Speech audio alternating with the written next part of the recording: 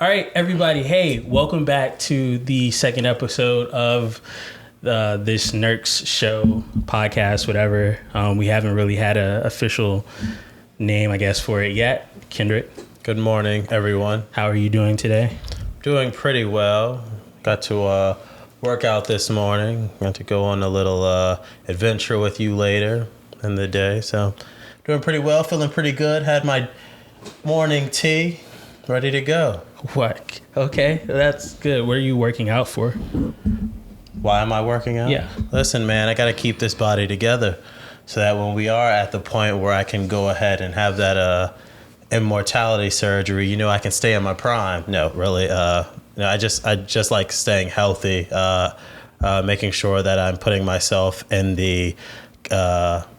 in a category that's preventative for chronic diseases such as high blood pressure, cholesterol, hypertension, etc., things like that. So constantly working out to make sure that I'm healthy, stay healthy. But you're not competing? No. My days of competing at something above an amateur level are pretty much gone. Just like working out to maintain, stay fit. Yeah. Stay healthy. I think that's kind of where I'm at as well. But yeah, here we are back again for another conversation to the public. A lot has been going on recently. A lot has been going on with all the buzz around Chat GPT. There's, of course, the news about Coinbase and their lawsuit against the SEC for regulations. There's just a lot happening in the past couple of weeks. I think I don't know, I don't know how or what to talk about, honestly, today. Between everything that's going on, there's so much, but instead of focusing on something that's a trend, I don't know, maybe we can just talk about the application of money. Let's talk about what the future of money looks like instead of focusing on one of those trends that have been going on in the news. So to the futurists here today, what do you think money looks like in the future, or with all the technologies that are in the news today, with all the talk about like Elon Musk doing space exploration and cryptocurrencies and artificial intelligence and the metaverse and stuff like that, what do you see the future of money being, if you have any ideas about that? Oof. Asking me questions about finance. So I don't know, that's an interesting question. When we talk about monies, when we talk about value, I mean, I don't know, I look at money as a unit of value. We exchange units of value to each other for goods, services, or something like that. So I don't know, what is that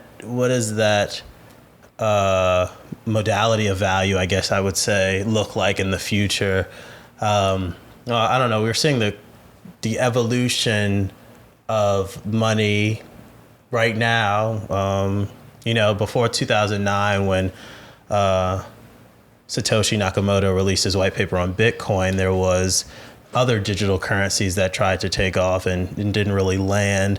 And now from 2010 to 2020, 2023, we see a flourishing of different digital currencies, and then services and platforms that use these digital currencies in order to provide greater value to different communities and the population.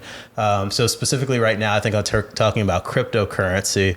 And when we look at where cryptocurrency is right now, the biggest I'm not going to say the biggest. I think everybody had their own reason for backing cryptocurrency. But I remember, please forgive me if I butcher his name, Andreas Antonopoulos, as one of the champions of Bitcoin, saying that this new unit of value. This new currency was going to create decentralization where it would allow the unbanked to be banked and the underbanked to finally have the services that they couldn't get in their respective area because of either discrimination or something that would not afford them those opportunities. So when you look at cryptocurrency, I think going forward, I think it's going to be an equalizer for a lot of people, potentially. Once the UI is cleaned up, I think we both agree that, currently the UI in order to buy cryptocurrency, exchange cryptocurrency, is it's gotten better, but it's still not simple enough for maybe a 10-year-old to use it. Everybody starts sweating buckets when it's time to transfer that that cryptocurrency from one form or from one person to another. Why did you say it's going to be a great equalizer for people? Because it's not owned by these central banks.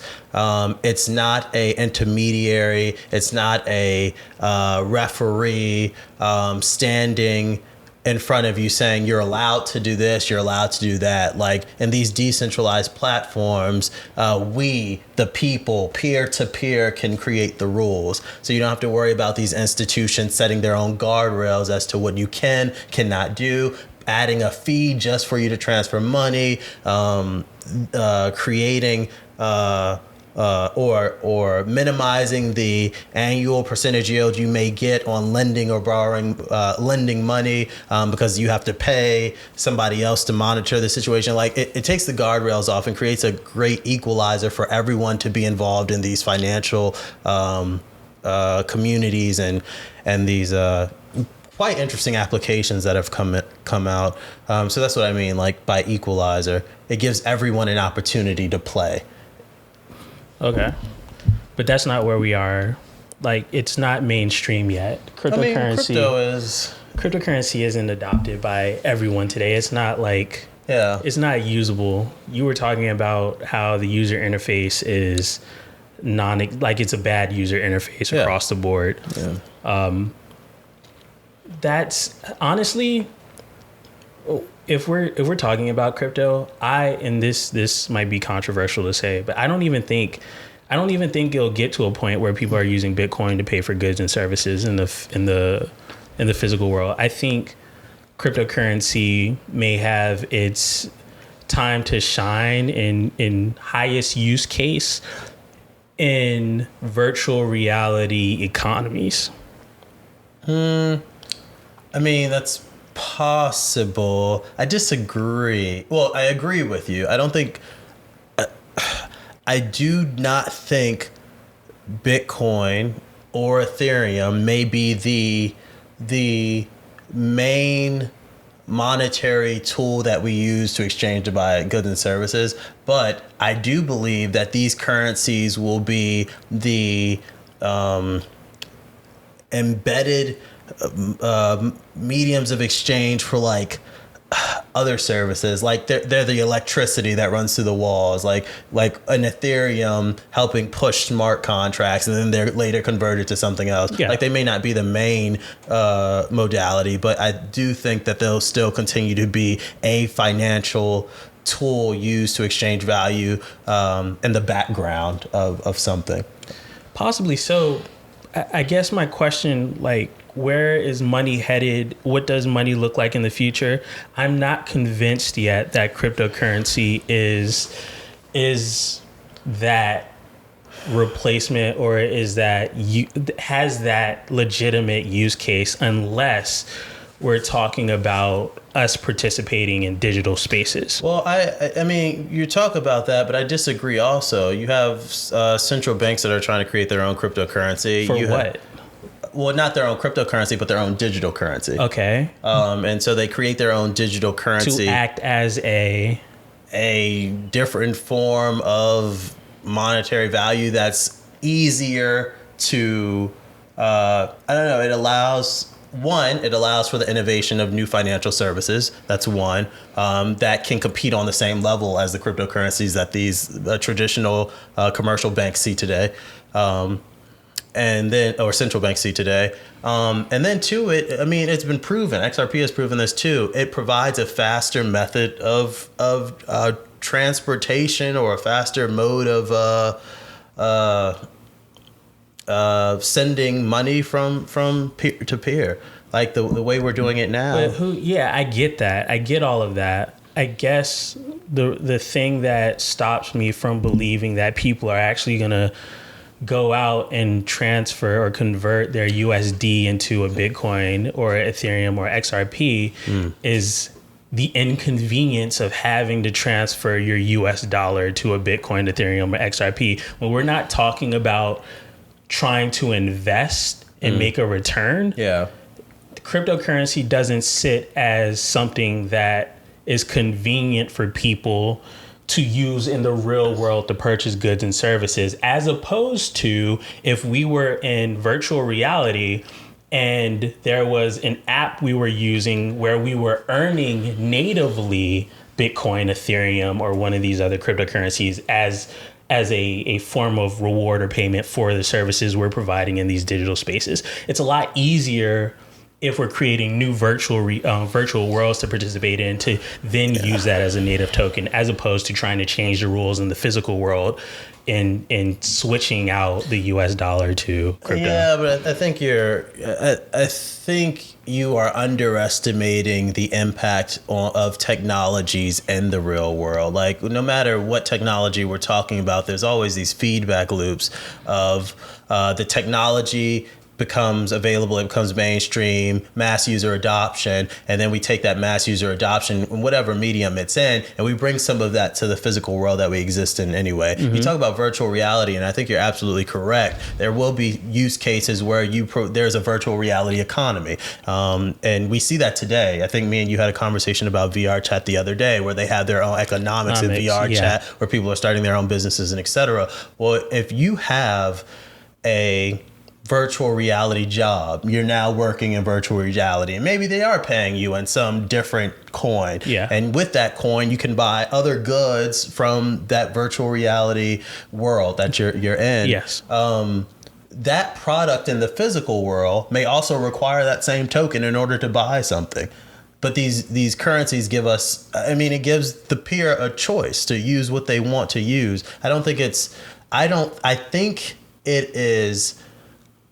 I think you hold yourself back from seeing the potential of what could happen when you try to put guardrails on the possible future, because right now it does not make sense. I wouldn't say that it doesn't make sense.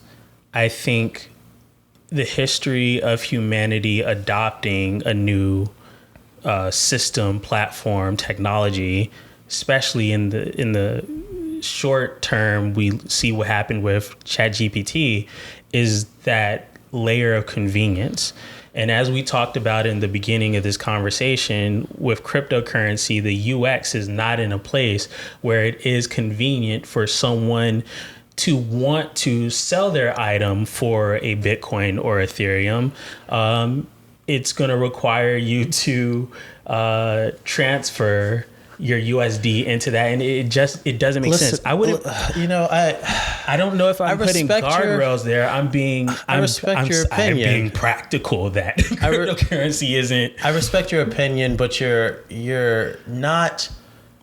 You're taking an idea, and we are going completely off the rails, I think, here. But let's continue to dive into this.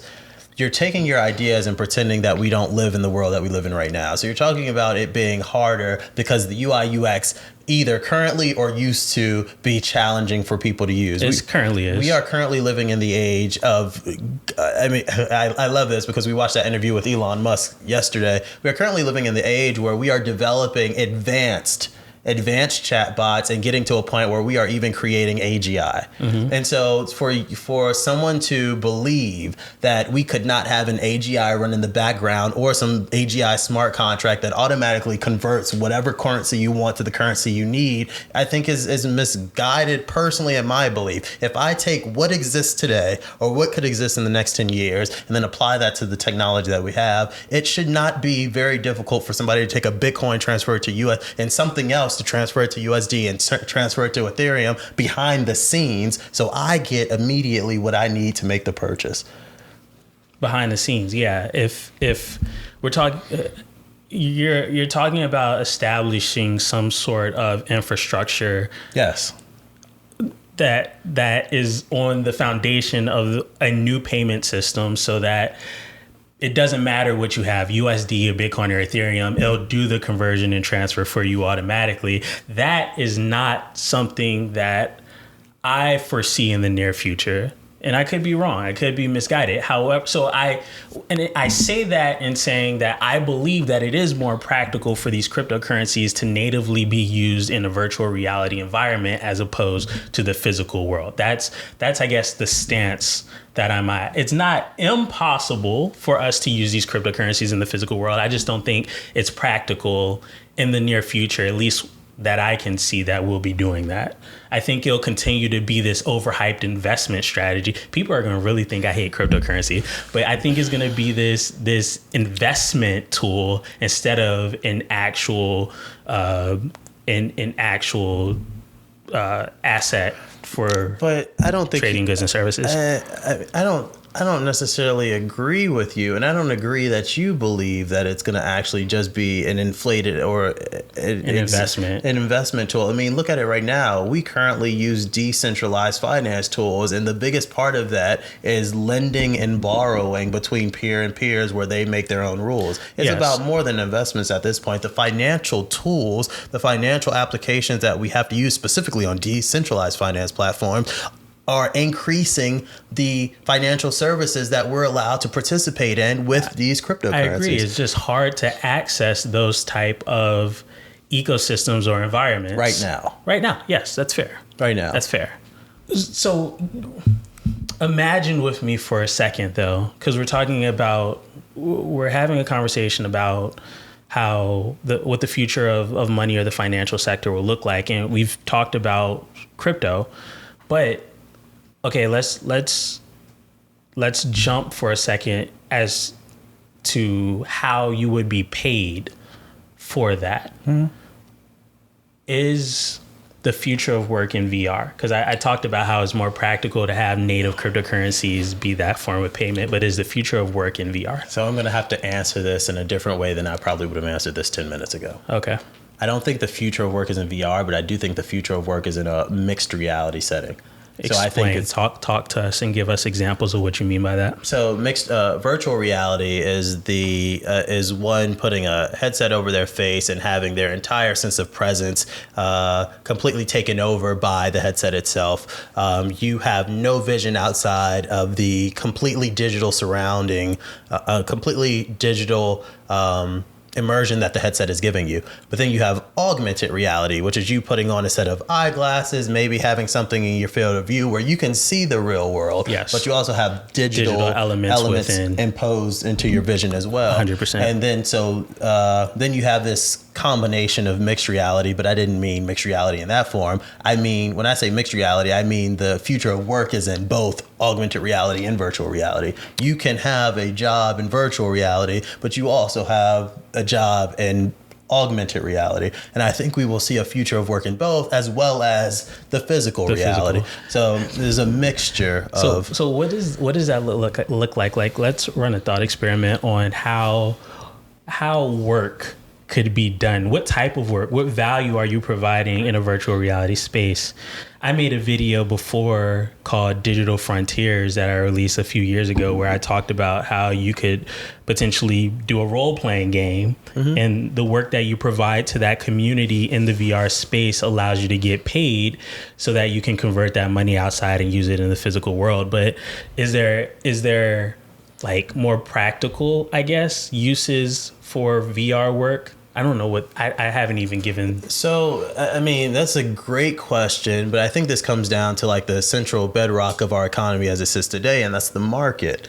So like, I mean, and you said we're not talking about Bitcoin, but like Bitcoin right now is valued at what, $30,000, went up to $70,000. The thing that decides this are these markets. The markets, yeah. So when we talk about jobs in virtual reality, so what do we know about what do we think we know about virtual reality? That at some point we'll get to a place where either you're using an application or it'd be a shared virtual experience between you and everyone else, which they like to call a metaverse. Those avatars you have. Yeah. How much do you value your avatar? If everyone values their avatar, then the avatar is of high value. Okay, your avatar has high value. The clothes that you want for your avatar also will have high value. Yeah. So who's making those clothes? Oh, someone Graphic makes designers, the clothes. Yeah, exactly. so Now there's a job. So you in create the a metaverse. Marketplace of demand in And VR then, for yes. that. And so creating content, maybe creating news. Maybe people are tired of the news that they get from MSNBC, Fox, and CNN. Maybe they want an avatar sitting down with an AGI easily running through every news article. We'll talk about you using terms people don't understand. What is AGI? I'm sorry. So when I say AGI, I mean artificial general intelligence. So you guys may be familiar with Siri, which is a voice assistant on your phone. You may be familiar with Google, has their voice assistant on their phone. These are examples of AI that can detect language. AI is a stretch, but These are examples of artificial intelligences in some form that can detect language, transcribe the language, and then find the answers to whatever the question is that you asked. Okay. I mean, they're not advanced, but they do enough. So they can recognize speech. So you use those as an example. How does that correlate to AGI? And so when we talk about AGI, we're talking about artificial general intelligence. So the artificial intelligence itself has a general use case outside of just one. There's another name for the AI that Google and iPhones and like the God, what is it called? They are a specific type of AI. They are speech recognition. God, I can't think of the term. But their general job is to understand speech and then take the speech you give it, find the answers, and give it back to you. When we talk about AGI, we're talking about you can type a sentence, you can talk to them. The speech part is no problem, but their ability to understand what you're asking and come up with their own answers, that's completely different. They have general intelligence. They can transcribe your speech. They can go off on the internet and then find the answers to your questions. And not only find the answers to your questions, but come back and communicate those answers in a different way. Like they're not taking a preset answer and giving it to you. They're saying, hello, Kendrick, based on the question you asked on this is a history of, I don't know, World War II on this certain day. I don't know. I summarized the main points based on your learning style. I've created videos for you to digest that information more easily. It's essentially its own consciousness. It's essentially an advance. You're asking AGI to write you speeches so that you can present during class. You're asking AGI to manage your finances and your bank account. You're asking it to help you invest in the stock market, and it's easily able to do those things for you. Taking human productivity times 100x. Yeah. But let's circle back because I just wanted to explain that to people listening to us talk. But going back to the potential jobs in a VR world,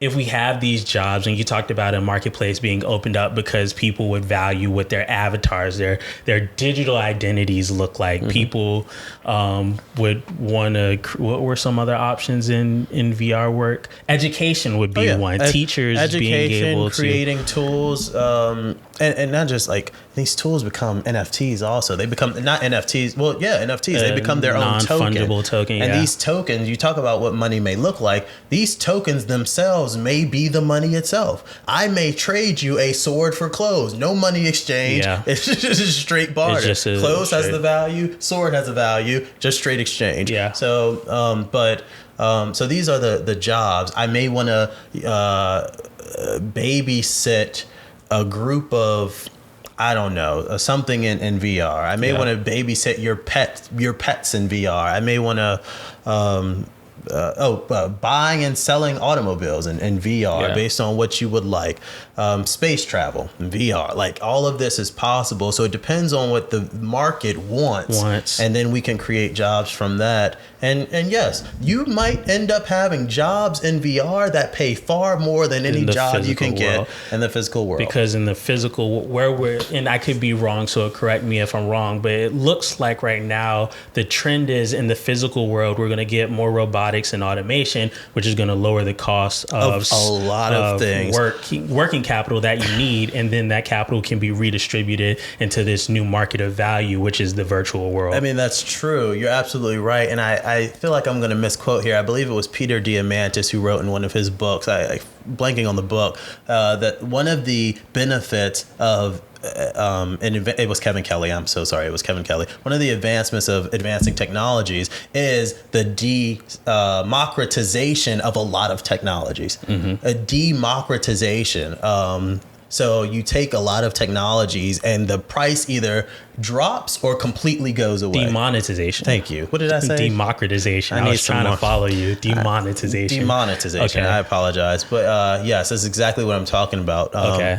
So goods, services, tools, etc. So yes, things in the physical world, you'll see price decreases and that money will be, spread out somewhere else. In VR spaces, I want to get back to what we were talking about with cryptos and their roles, the future of money. But in these virtual spaces, I mean, you could essentially be working with a nation in India. You can be working with Indian people. You could be working with people in the UK. You could be working with Canadians, but there are no land borders. So does it make sense then for cryptocurrency to be the main native token, any cryptocurrency, because there are no national borders? I mean, and so once again, for that work done in the VR space. I think it can be dynamic. I think the currency used at the end of the day may not matter. Okay. I think we will develop the tools that run in the background that do auto conversions for us so that we don't even have to think about it. Okay. It was someone who brought this point up even with AI. Like right now you have electricity. Nobody thinks about electricity. Nobody thinks, my house is running by this. I don't know. It's just an afterthought. You flip a switch, you have your lights, you have your oven and things like that. There's an infrastructure already built. But yes, that no one pays attention to. This is going to be AI. It's going to be an infrastructure built. We talk about smart contracts. We talk about all these other things. There's an infrastructure that's going to be built behind everything else. Yeah. And so a lot of the services, tools, whatever, you're not going to have to think about it. Yeah. It's just going to happen. So you're not going to have to think about transferring your money to what? It's going to be, it's the price of something. The price of a pairs of tennis shoes is either going to be like 5,000 Satoshi or like 0.1 or 0.1 ETH, or is going to be like 200 US dollars or whatever. And you just hit buy and it'll convert whatever you have to make. And I can see that infrastructure making sense. I think we have a ways to get there. I mean, do we though? I mean, when you ask it, do we have a ways to go? How fast are these AIs being produced? You know, who was it? We were watching. God, I'm saying a lot of who was it. My memory is terrible. We were watching a video the other day. No, it was the All In podcast. You saw it. I saw it. I didn't get the chance to. They were talking about the speed at which these AI companies were coming out. And he said, once either Silicon Valley or VC see a new opportunity and a new technology, Silicon Valley doesn't have a lot of strengths, but their biggest strength is flooding the market with capital to advance that technology. So you're talking about they're flooding this market with capital to advance into technology that's already increasing at a very, very rapid pace. Yeah. Like very, very rapid pace. There was an article that just came out in the New York Times that said, if you were fired from your job in tech because of the layoffs and things like that, start working on an AI because it's less technically, you need less technical skills to work with AI and develop AI companies than you do probably at the previous software engineering job that you had. Let's talk about that because we're talking about what the future of money, and we've even dived into the future of work.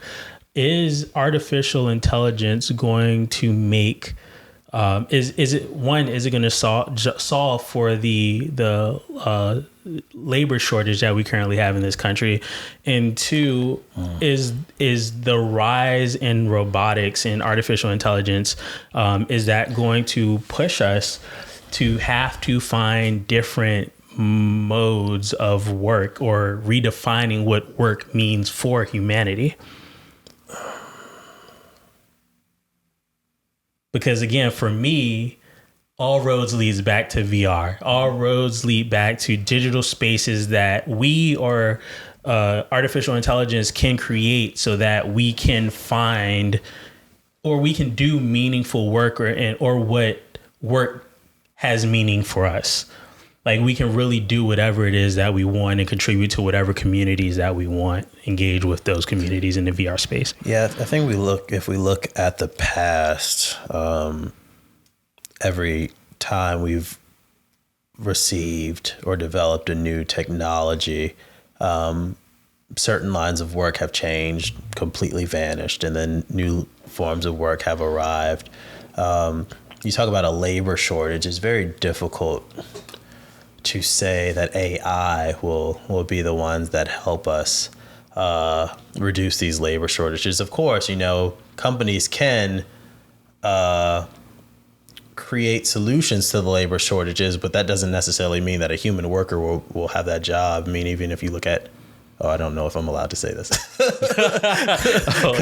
Don't get fired. I know, right? Because I work for Amazon. But even if you look at certain companies, like, in fact, like Amazon had planned on using drones in order to make deliveries and things like that. So when we talk about filling labor shortages, like, we're building AI at a rapid pace, and I think AI will help us in serious areas like biotechnology, biomedicine, and health, but also robotics, education. 100% education. That's an episode in itself. Yeah, that's a conversation. When we talk about education, like, I don't think people realize they have talked about the dumbing down of generations over the last 50, 60 years. Because people don't have as much access to college, and so a lot of these kids don't go to college, and they're being demonized for not going to college. And now talking about, because college is so expensive, and now it's like, oh, they're so stupid, they just do this at home. Anybody who has that mindset is about to get kicked in the teeth. And I'm going to go back to the point, but when we talk about education, maybe Gen Z, maybe the generation after that, will probably be the most intelligent group of individuals that this planet has ever produced, that has ever come out of the species of Homo sapien. The most intelligent and the most productive. Most intelligent, most productive by far. With the quickest rate of change in society that we've ever witnessed. Yes. And it will be easy to them. It will be so easy. Yeah. But that's a whole nother conversation. That's a whole nother podcast. Yeah. But going back to the original point, which I think I'm losing the original point. Artificial intelligence driving people into different forms of work. Yeah. So driving people into different forms of work. And we talk about biomedicine, biotechnology. We talk about education. We talk about other things that is going to advance. We really needed to help advance, design, and develop robotics. Yeah. Like robotics. Like, honestly. I mean, Andrew Yang, Democratic nominee in 2020's presidential election, one of his big platforms was automation and taking away workers' jobs. Yeah. Listen, whether you like it or not, it's going to happen. Yeah. Companies are going to, once again, the company's main job is to increase the money that their shareholders get, like to save costs and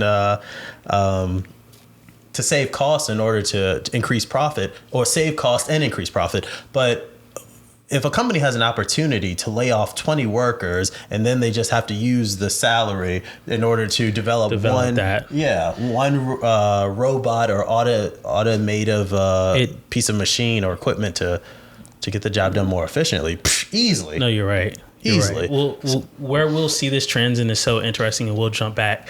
But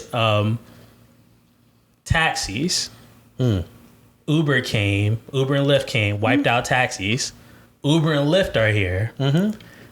Tesla is talking about releasing a autopilot system so that when you're at home watching TV on your couch, your Tesla will leave from your driveway and go pick up other people, so that, again, we talk about convenience. It's more convenient to have a 24/7 access to taxis for people to travel. And then the person sitting at home who owns the Tesla will get a small commission, and then Tesla will make more money from the taxi services. So we'll see Uber and Lyft, who don't own their own fleet, be put out for the people who have a fleet of autonomous vehicles. That is a whole...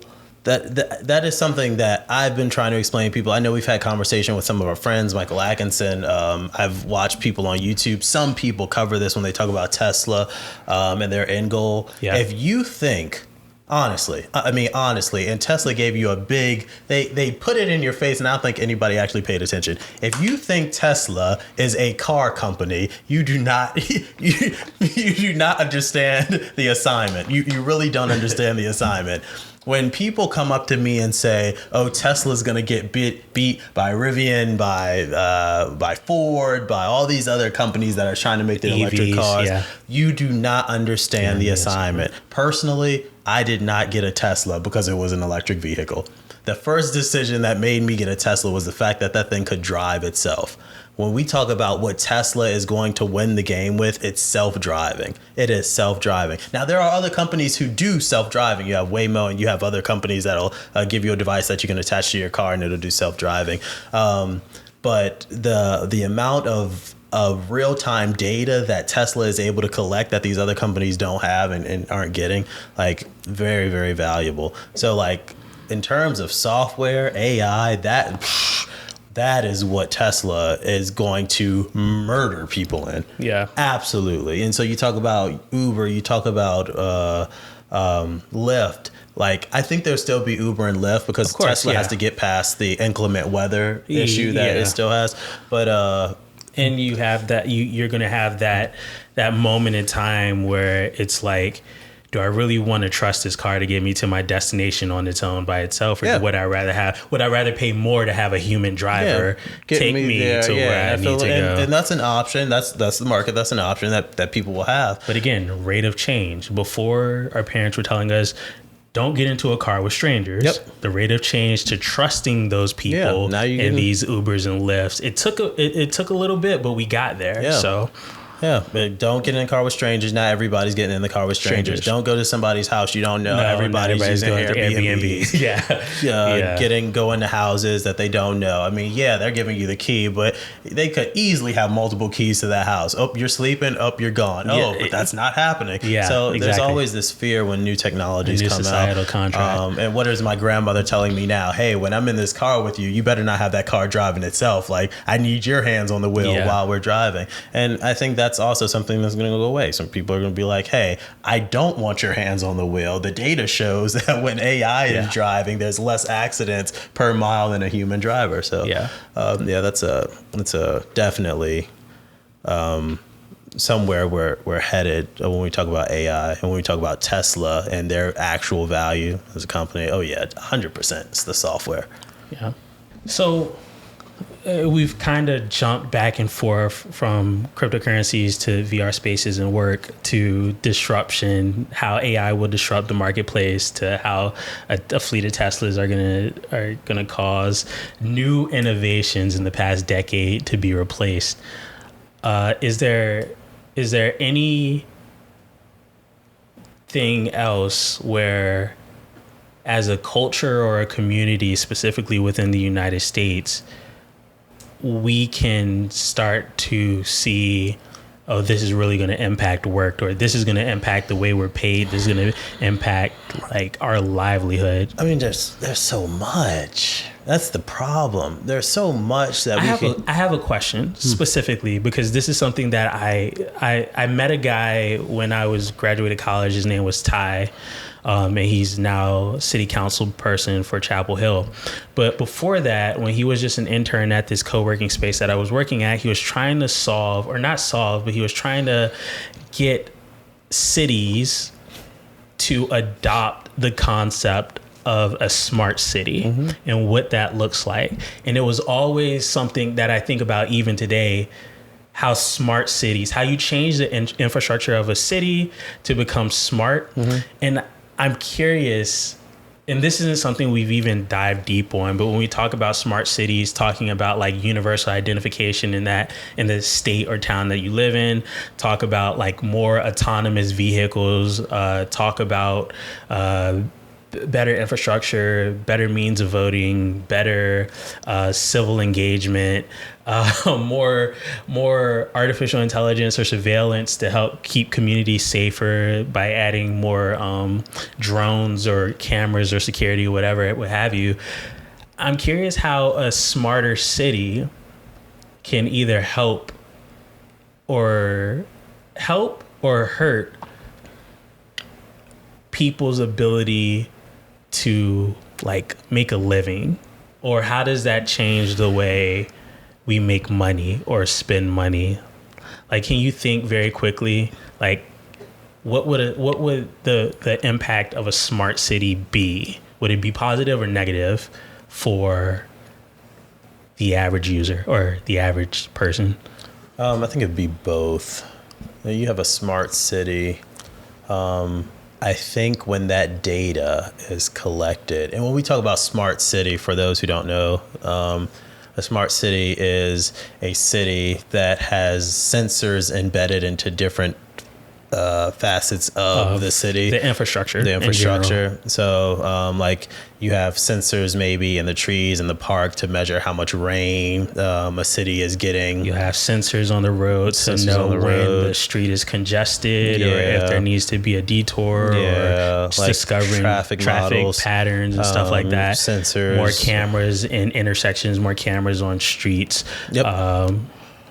Just a bunch of technologies that can collect data on the daily activities and impacts on that city, within the city. So it's like a smart city because the city has the ability to understand itself. Yes, with data that it collects through the sensors added.